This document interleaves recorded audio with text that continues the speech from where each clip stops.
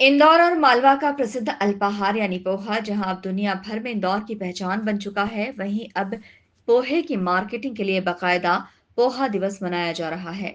आज 7 जून को इंदौर में पोहा दिवस मनाया जा रहा है, जहां सभी लोग दिन की शुरुआत पोहा खाकर कर रहे हैं। शहर में मुख्य आयोजन राजवाड़ा पर हुआ, जहां नगरीय प्रशासन मंत्री कैलाश विजयवर्गीय, विधायक रमेश मेंदोला, महापौर पुष्यमित्र भार्गव ने एक साथ पोहा खाते हुए पोहा दिवस की शुरुआत की। इस मौके पर मंत्री कैलाश विजयवर्गीय ने कहा कि मालवांचल में कई दशकों से पोहा सुबह का सबसे चर्चित नाश्ता रहा है। इससे फायदे भी हैं। उन्होंने युवाओं को सलाह देते हुए कहा कि पिज्जा, बर्गर, मोमोज जैसे जहरीले खान पान की बजाय अपने अल्पाहार में पोहे को शामिल करें। पोहे का व्यापार आपने देखा होगा, सुबह 4 बजे से छोटे छोटे ठेले वाले लगा देते हैं। 9 बजे तक बेच के अपना घर चले जाते हैं। और इसलिए पोहा छोटे छोटे व्यापारियों का बिजनेस बढ़ाने का एक माध्यम है। तो हमारे यहाँ पोहे बनाने की स्टाइल बिल्कुल अलग है इंदौर की। बाकी जगह भी पोहा बनता पर अलग स्टाइल से बनता है। हमारे यहाँ मिनिमम ऑयल होता है, उसमें उसको बाफ के बनाते हैं। हमारे यहाँ टेस्ट इसलिए अच्छा आता है और डाइजेस्ट भी जल्दी होता है, इसलिए कि उसमें फालतू मसाले नहीं होते। हल्का सा जीरावन, थोड़ी सी सेव और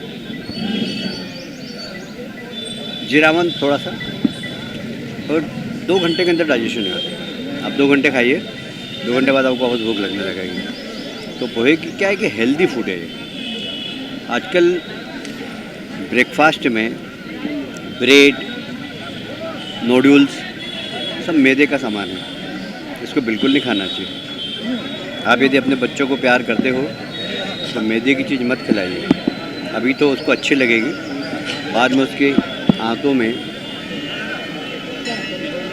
डाइजेशन करने की कैपेसिटी ख़त्म हो जाएगी, क्योंकि मैदे को डाइजेस्ट करने में आंतों को बहुत मेहनत करना पड़ता है। और इसलिए आपने देखा होगा आजकल एसिडिटी बहुत हो रही है लोगों को, इसीलिए कि फूड हैबिट्स ठीक नहीं। हमें फूड हैबिट्स अपनी अच्छी रखना चाहिए। तो उसमें पोहा भी एक ऐसा है जिसको आप प्रतिदिन खाएंगे तो कोई नुकसान नहीं, और इसका मार्केट भी बढ़ेगा, छोटे छोटे लोगों का व्यवसाय बढ़ेगा।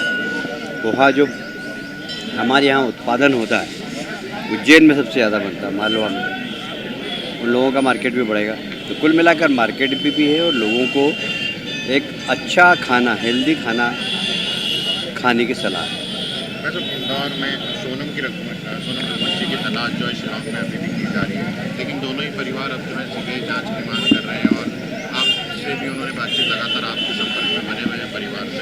सोनम को वापस लाने के लिए अब क्या और प्रयास? देखिए, ऐसा है कि वहाँ पर सेंट्रल फोर्स भी लगा हुआ है, एनडीआरएफ भी लगी हुई है, लोकल पुलिस भी लगी हुई है और उस पर प्रयास कर रहे हैं। अब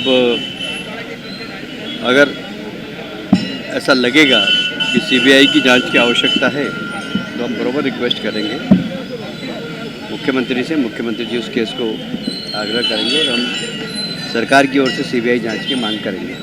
2-4-5 दिन का समय और मांगा वहाँ के मुख्यमंत्री ने, हम देख लेते हैं। नहीं तो परिवार लगातार कह रहा है कि मेघालय की जो गवर्नमेंट है वो सपोर्ट नहीं कर रही है, जैसा ढूंढना चाहिए, कुछ भी जैसे होना चाहिए वैसी नहीं हो पा रही है, जाँच वैसी नहीं हो पा रही है। हाँ, वहाँ पर ऐसा मेरे पास भी बताया, शंकर जी गए थे, उन्होंने ही बताया कि वहाँ अधिकारियों की वैसी रुचि नहीं है जैसी होना चाहिए। पहाड़ों में अधिकारियों का प्रशिक्षण वगैरह उस प्रकार नहीं होता जिस प्रकार मैदानों में होता है। तो उनका कार्यशैली अलग है, हम लोगों से अलग है बिल्कुल, इसलिए हमें कभी सेटिस्फाई नहीं होता उनके कामों में।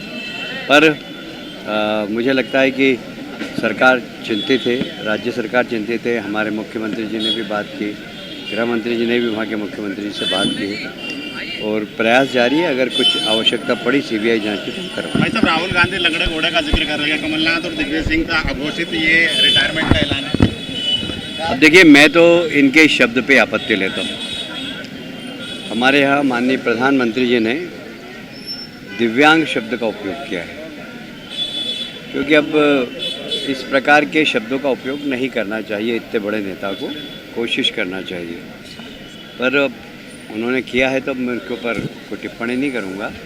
पर उससे उनकी भाषण शैली का स्तर पता लगता है और मुझे लगता है कि घोड़ों पे उन्होंने एक मूक इस मौके पर शहरवासियों ने पोहा, जलेबी और चाय का लुत्फ लिया। Bureau report, INN news, Indore.